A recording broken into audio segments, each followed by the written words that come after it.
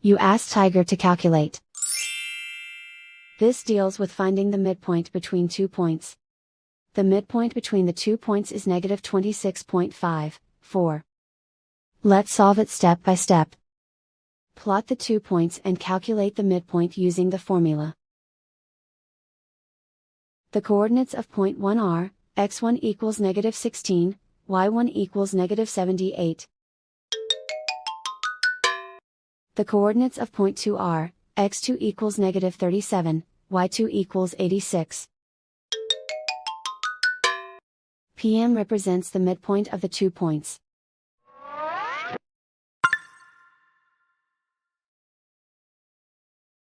Use the x values in the midpoint formula to find the midpoints x. x1 equals negative 16. x2 equals negative 37. Simplify the arithmetic.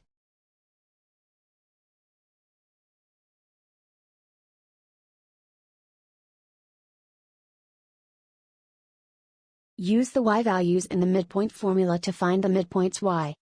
y1 equals negative 78. y2 equals 86. Simplify the arithmetic.